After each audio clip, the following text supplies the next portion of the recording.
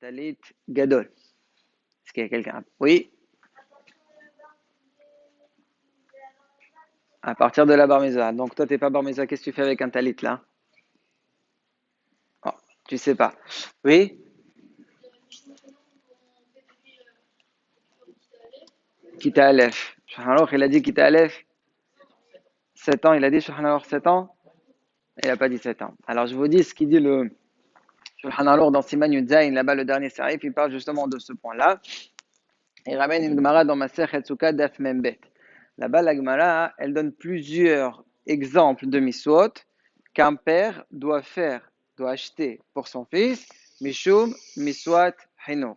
Aujourd'hui, on va s'intéresser à ces sites. La Gemara, elle dit, si le Khatan, il sait être mitatef, Khatan a aidé un litatef, aviou, c'est-à-dire, liqahlo sisit. Son père, il doit lui acheter des sisiyot. Donc voilà ce que dit la Gemara. Cette Gemara, elle a été ramenée par pratiquement tous les Rishonim, dont le Rif, le Rosh et le Rambam, mais c'est comme ça qu'il est posé le Shulchan Aruch. Le problème, c'est qu'il y a un Ravia, c'est aussi un Rishon, qui lui ramène une smichut. Ça veut dire qu'il ramène une juxtaposition entre deux psukim qui sont dans la paracha de Kitese, et de là-bas, a priori, non, ça sort une autre halacha. Qu'est-ce qu'elle dit la Torah? Où est-ce que la Torah elle a dit qu'on parle de qu'il faut mettre Miswat Sisit à part Parashat Sisit? Est-ce qu'il y a un autre endroit?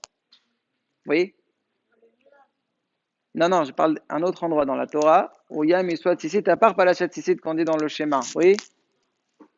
Bon, je vous le dis. C'est Gidilim Ta'aselach. Ça aussi, c'est un passour qui parle qu'il faut mettre les sisiyot. Et juste après, c'est marqué quoi? Kirach Ishisha. Juste après, il y a une miswa que la Torah elle parle quand quelqu'un il se marie. D'accord?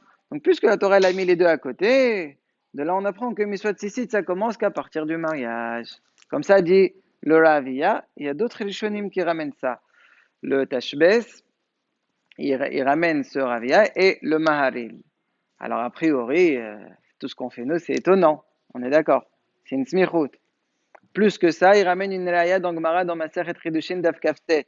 Là-bas, il y avait un Amora, Ravuna, qui était sans talit.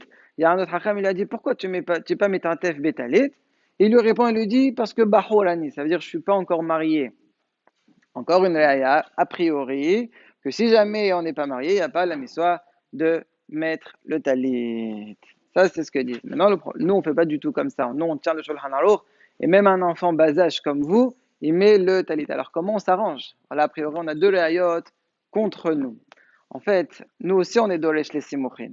Simplement, on les explique autrement, comme le Orchot Haïm. Le Orchot Haïm, il dit pas du tout. Bien sûr que la Gemara est l'équipe Shuta. Daf Membet, un enfant, Chol Sheken Bar Miswa, il met le talit. Simplement, qu'est-ce qu'elle voulait nous dire ici, Gidilim Ta'aselar? Qu'est-ce qui peut expliquer la Gemara autrement? Allez, tentez, je vous donne une chance. Comment? Techelet non. Toi? Non, pas rien à voir avec le Chumash. C'est juste que quand quelqu'un il se marie, ça suffit pas de mettre ce qu'on a nous la kila, la choupa que vous voyez là, ce qu'on a l'habitude de mettre. Ça suffit pas, il faut aussi mettre le talit. C'est tout. Quand quelqu'un il se marie, il doit mettre sisit. Mais ça ne veut pas dire que ça commence qu'à partir de maintenant. Ça c'est pour être dohé la réa. Et la deuxième, de Ravuna quand même. C'est bien normal, tu suis le fil. Alors comment on est dohé? Facile. Là-bas, à l'époque, les Hachamim, ils avaient un soudar, ce qu'on appelle le soudar des Rabbanan. C'était une sorte d'habit qu'ils étaient mitatef beau. Ils le mettaient en sorte de ratifa. Donc, quand le Hacham, il a vu Ravuna, il n'a pas fait ça. Il a dit, pourquoi tu fais pas? Tu es un Hacham. Il a dit, je suis pas encore marié. Celui-là, on ne le met qu'à partir d'être marié. Mais le talit, dès qu'on met même avant et bien avant. Donc, c'est pour cela que nous, on ne changera pas. On commencera à partir de tout petit. Donc ça, c'est comment on comprend la déra de chacun. Le Rav Mishnah Berurah, il ramène ce maharil et il finit avec une tmiha. Il pose une roucha et il reste sans réponse. Il dit, si vraiment c'est comme le maharil, donc le maharil, c'est celui qui a ramené, un de ceux qui ont ramené le ravia, qui ont dit qu'on n'est pas hayav jusqu'à le mariage. Il a dit quoi? Alors jusqu'au mariage, tu es yoshev ou batel, tu fais pas la mesouat sissit, il reste des questions. D'accord? Les Mfalchim, ils ont posé une question sur Mishnah Berurah. Ils ont dit, mais c'est pas une grande question. Lui, il parle de talit gadol, mais tu peux très bien mettre le talit katan. Regardez tous les Ashkenazim, parce qu'ils font comme le mal. Ils mettent pas, vous croyez qu'ils n'ont pas le talit katan? Peut-être ils ont le talit katan. Donc on ne comprend pas la question du Mishnah Brura.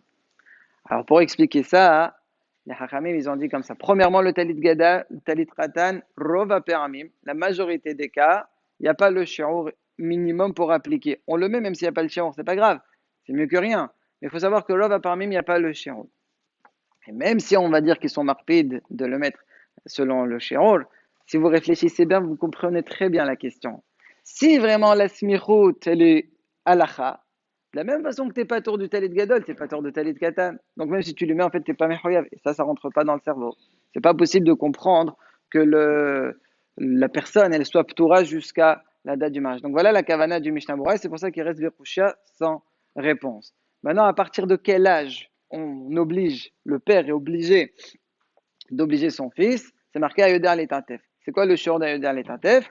Le Rama, il explique, c'est s'il sait mettre les deux sissiotes devant, deux sissiotes derrière. S'il sait tenir toute la tefila comme ça s'appelle Ayoder Letantef. Le Rabbi Eliezer Mimetz, lui, il dit autre chose. Lui, il dit, c'est marqué dans le pastour, Ki ha-adam ha'es. L'homme, c'est comme un arbre. Alors, de la même façon que l'arbre, pendant combien de temps je ne mange pas les fruits? Qui a 17 ans? 3 ans. Alors là, c'est 3 ans. Donc là aussi, l'enfant, c'est jusqu'à 3 ans on lui dit non, tu ne mets pas le talit. À partir de l'âge de 3 ans, donc il a fini ses 3 ans, il rentre dans sa 4e année, il devient ça à partir de ce moment-là. Mais les marassés, ça dépend de la halifout de l'enfant. Si l'enfant, tu vois qu'à partir de 3 ans, il sait être métatef, vas-y, achète-lui. Si tu vois qu'il n'est pas encore apte, même 6 ans, même 7 ans, il n'est pas apte, tu attends même l'âge de 9 ans, c'est pas grave. Nous, Baruch Hashem, je vois qu'en Kita Aleph, tout le monde sait le mettre. Qui a dit Kita Aleph tout à l'heure?